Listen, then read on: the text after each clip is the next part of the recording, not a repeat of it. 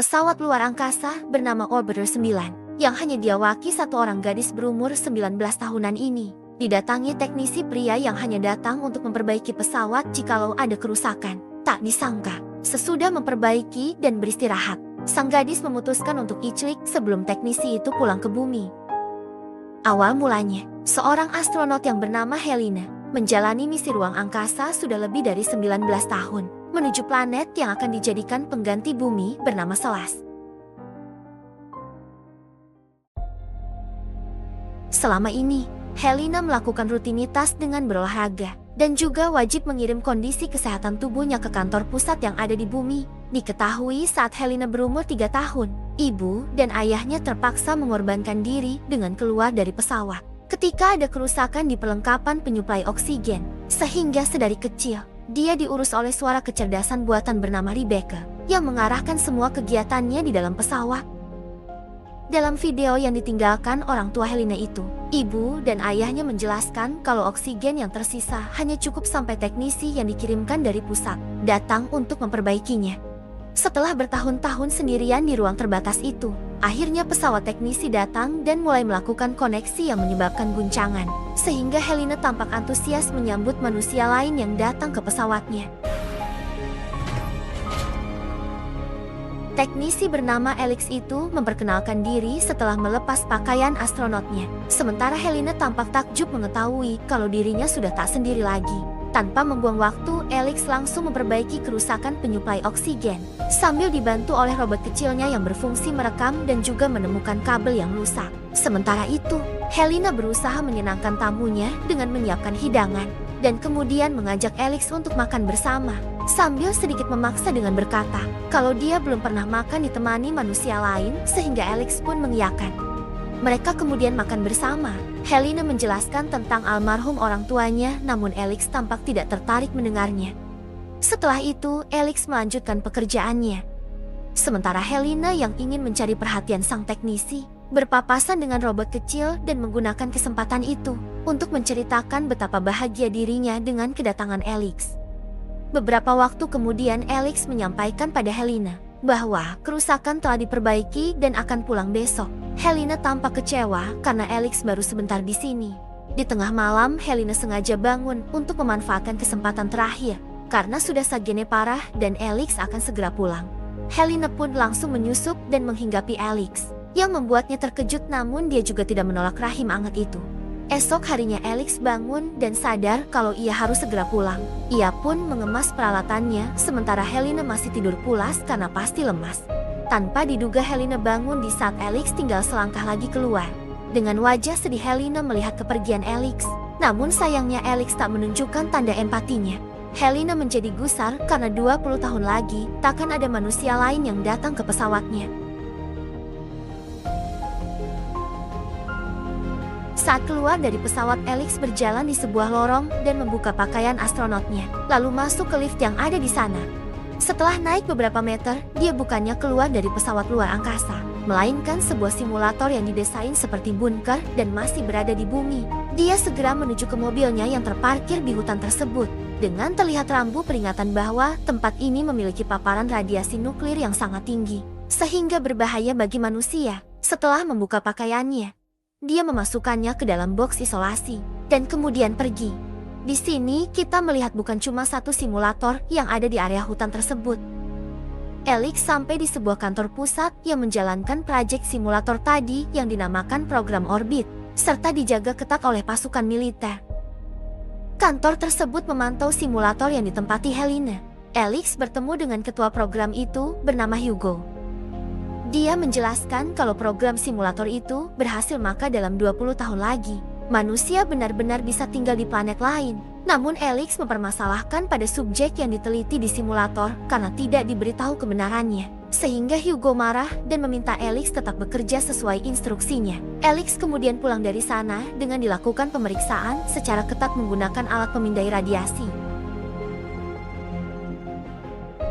Diketahui kalau tempat kerjanya tersebut terletak di daerah pegunungan yang jauh dari pemukiman penduduk. Di malam hari, Alex baru tiba di apartemennya. Setelah beristirahat sebentar, dia masuk ke ruang kerjanya untuk menginput data-data simulator yang telah dikunjungi. Diketahui kalau jumlah subjek yang ada di simulator berjumlah 10. Kembali ke Helena yang merasa kesepian, dia melihat lagi video yang ada di bumi untuk mengobati kesendiriannya. Esok harinya Alex bertemu dengan sahabatnya yang merupakan dokter bernama Shaw, dan diberitahu kalau tubuh Alex terpapar radiasi walau masih dalam batas wajar. Di apartemen Alex mendengar berita kalau bumi makin rusak, dan kemudian tak sengaja melihat video curahan hati Helena pada robot kecil, bahwa kedatangan Alex sangat berharga bagi hidupnya.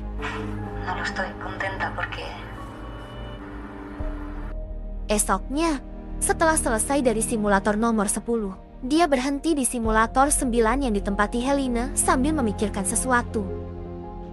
Alex berkunjung ke psikolog untuk mengobati penyakit kecemasannya, sekaligus menceritakan beban mengenai pekerjaannya. Sebagai ilmuwan program orbit, dia ditampilkan sebuah video interaktif serigala yang sebenarnya adalah seorang psikolog bernama Sylvia, dan mulai bercerita agak rahasia mengenai kegusarannya terhadap subjek di simulator yang dia anggap sebagai kelinci percobaan. Setelah menjalani terapi itu, Alex pulang dan kembali melihat video Helena sampai dirinya tak bisa tidur sehingga Sylvia menenangkannya. Namun Alex tak bisa berhenti memikirkan Helena. Di hari itu pun dia memutuskan untuk mendatangi simulator Helena untuk berbuat sesuatu. Tanpa diduga, dia berjalan masuk ke simulator tersebut tanpa diketahui siapapun, sehingga Helena kaget dengan adanya koneksi yang dipikirnya pesawat nyasar, dan ia pun langsung terkejut manakala Alex yang muncul. Tanpa mengenakan pakaian astronot, Alex selalu berkata kalau tempat ini bukanlah pesawat melainkan hanya simulator. Namun Helena belum mempercayainya sehingga Alex membuktikan dengan mengambil kamera tersembunyi yang sudah dia sadap. Karena masih belum percaya, Alex mengaktifkan alat pelacak tanam yang ada di pergelangan Helena dan kemudian mengambilnya sehingga Helena makin bingung. Untuk membuatnya lebih percaya, Alex memperlihatkan luar angkasa yang selama ini dilihat. Ternyata hanyalah sebuah layar TV sehingga Helena langsung shock. Lalu setelah Alex meretas sistem yang membuat Helena seperti masih berada di pesawat, keduanya pun keluar dari simulator tersebut. Helena terlihat takut saat menaiki lift dan untuk pertama kali dalam hidupnya dia merasakan sinar matahari beserta udara murni yang dihasilkan oleh tumbuhan yang ada di sekitarnya. Alex pun langsung mengarahkan Helena bersembunyi di box isolasi untuk sementara lalu pergi. Namun sesampainya di gerbang keluar, petugas jaga mendapati alat pemindainya menemukan radiasi di bagian belakang mobil sehingga Alex panik dan bersiap untuk kabur. Untungnya petugas hanya mengangkat pakaian astronotnya tanpa membuka box isolasi sehingga Alex diizinkan lewat. Setelah cukup jauh, Alex menjelaskan bahwa orang tua Helena yang meninggalkan rekaman video bukanlah orang tuanya, melainkan hanya seorang ilmuwan militer yang ditugaskan membesarkan Helena selama 3 tahun. Hal itu membuat Helena sangat terpukul. Sebelum melanjutkan perjalanan, Alex meminta agar Helena tidak bercerita ke siapapun mengenai kehidupannya di simulator. Beberapa jam kemudian mereka sampai di apartemen Alex, yang tampak aneh bagi Helena. Untuk pertama kalinya Helena merasakan terpaan hujan di tubuhnya. Begitu bahagianya dia mengajak Alex ikut, serta yang kemudian berujung pada silaturahim Udin Petot. Saat bangun tidur, Helena mendapati catatan yang ditinggalkan oleh Alex yang berisi agar dirinya tidak keluar apartemen, serta memberi lokasi tempat kerjanya. Alex kemudian masuk ke kantor untuk absen agar tak menimbulkan kecurigaan. Malam harinya pergi ke psikolog untuk bercerita bahwa dirinya sudah membawa subjek keluar dari simulator tanpa sepengetahuan siapapun. Sylvia yang tahu kalau program simulator merupakan proyek penting pemerintah segera menghampiri Alex untuk memberikan tempat persembunyian jikalau pemerintah memburunya. Setelah pulang, Alex mengajak Helena jalan-jalan yang membuat Helena takjub melihat ikan di depan matanya untuk pertama kali. Malam itu pun keduanya semakin dekat dan keesokan paginya di saat Alex masih tertidur, Helena penasaran dengan ruangan yang dikunci menggunakan pola, sehingga Alex terbangun setelah mendengar pola kunci yang salah. Alex selalu menunjukkan isi ruang kerjanya yang berisi monitor dan menceritakan kalau ke-10 subjek yang ditempatkan di simulator sebenarnya tidak akan pernah diterbangkan kemanapun. Helena yang mendengar kenyataan sebenarnya mengenai proyek tersebut lebih tercengang saat Alex menjelaskan kalau subjek hanya bisa keluar jikalau sudah mati. Karena tujuan dari penelitian tersebut adalah seberapa lama mereka bisa bertahan di simulator. Malam harinya, Alex mengajak Helena nongkrong bersama sahabatnya. Dan di sana Helena mengetahui kalau bumi memang mulai tidak layak huni. Sehingga karena itulah pemerintah mempersiapkan program berangkat ke planet lain tanpa memberitahu warga sipil. Saat mengirim data Helena agar kantor tidak curiga, Helena menunjukkan kulitnya yang mengalami kemerahan. Sehingga Alex membawanya ke rumah sakit tempat Shaw bekerja. Setelah dilakukan pemeriksaan, ternyata kulit Helena memiliki lapisan epidermis tipis. Seperti orang yang tidak pernah terpapar matahari yang membuat Shaw curiga. Namun Alex tetap merahasiakannya. Keesokan harinya, terlihat udara kotor menyelimuti seluruh kota. Alex masuk ke kantor, sementara Helena bosan di apartemen. Sehingga dirinya memutuskan masuk ke ruang kerja Alex yang tak terkunci. Dia melihat kumpulan arsip lengkap yang berisi ke-10 subjek yang berada di simulator. Dan ketika membuka arsipnya sendiri, Helena menemukan kalau dirinya merupakan subjek hasil cloning. Sehingga dirinya memutuskan menemui pasangan yang ada di rekaman pesawat. Dengan menaiki kereta sesuai alamat di arsip, ia kemudian menuju rumah pasangan tersebut. Sementara Alex sedang rapat dengan para petinggi program Orbit, di mana Hugo berterima kasih pada pihak militer karena telah diizinkan mengakses penyedia cloning. Setelah Helena sampai, keduanya menjelaskan kalau benar Helena merupakan cloning dari manusia lain. Mengaku hanya ditugaskan membesarkannya sampai umur 3 tahun, sebelum meninggalkannya sendirian di dalam simulator. Di sisi lain, Alex pulang dan sesampainya di apartemen, dia mengetahui kalau Helena sudah melihat arsip rahasianya sehingga kepanikan muncul di wajahnya. Ketika Helena masih sedih, ia dipasangi gelang pelacak yang membuat istrinya marah. Sehingga sang suami langsung dihentikan untuk melapor ke kantor pusat. Kemudian pelacak Helena dilepas dan wanita itu merasa tidak tega dengannya, sambil memeluknya dengan erat. Sementara Hugo sudah mengetahui ada subjek yang berada di luar simulator, sehingga memerintahkan pasukan untuk memburu Helena. Helena harus segera pergi dari rumah itu, karena sinyal pelacak sudah terkirim ke pusat. Dan sesampainya di apartemen, dia marah dengan Alex yang tidak memberitahu kebenaran kalau dirinya adalah hasil cloning. Namun Alex meminta maaf dengan tulus dan kemudian mereka kabur ke sebuah penginapan. Keesokan paginya, pemimpin dunia dari program Orbit yang bernama Catherine datang jauh-jauh dari Amerika setelah mendengar ada subjek yang keluar dari simulator. Hugo diperintahkan untuk segera menangkap Helena, entah itu hidup atau mati, karena keberadaannya sudah tidak diperlukan. Hugo pun membawa anak buahnya menuju apartemen Alex dan segera menggeledah barang-barangnya serta masuk ke ruang kerjanya. Ternyata dugaan Hugo benar bahwa Alex lah yang sudah membawa kabur Helena dan segera melakukan pencarian selanjutnya di tempat psikiater langganan Alex. Sementara itu, Alex dan Helena mengemas barang-barangnya dari penginapan untuk bertemu Sylvia di tempat kerjanya serta mengambil kunci rumah Sylvia dengan tujuan kabur dari kejaran Hugo. Tanpa diduga Hugo sudah sampai di sana. Sylvia keluar agar Hugo tidak menemukan Helena dan Alex, namun dia dipaksa memberitahu yang sebenarnya. Hugo pun meminta berkas konsultasi Alex.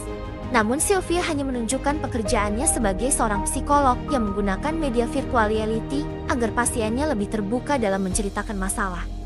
Tanpa diduga, pasukannya melihat bahwa virtual reality-nya bergerak seperti manusia, sehingga Hugo curiga kalau di balik layar tersebut adalah 2 orang yang sedang mereka cari. Sylvia lalu dihabisi yang menyebabkan Helena berteriak, sehingga Hugo menyadari keberadaan keduanya.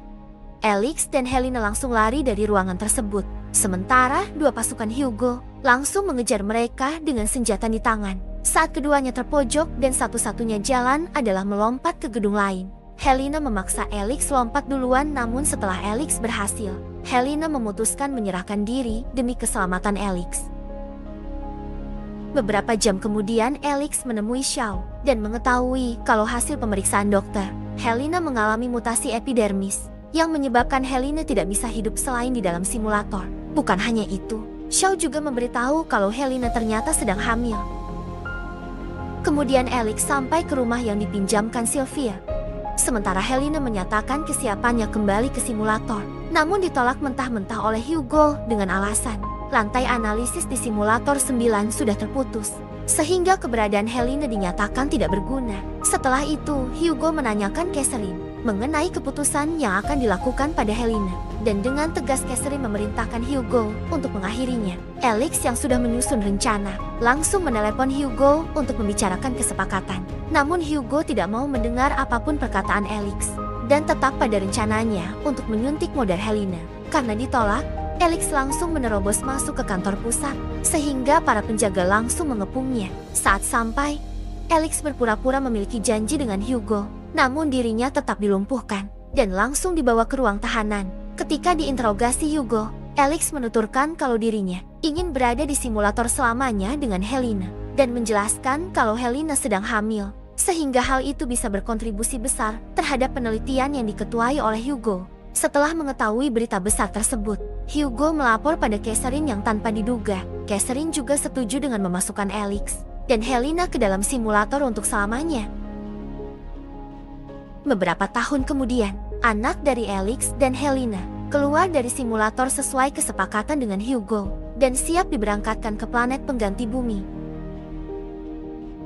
Demikian alur cerita film Orbiter 9. Terima kasih sudah menonton. Klik like jika suka dan subscribe untuk dukung channel ini. Sampai jumpa di konten alur berikutnya.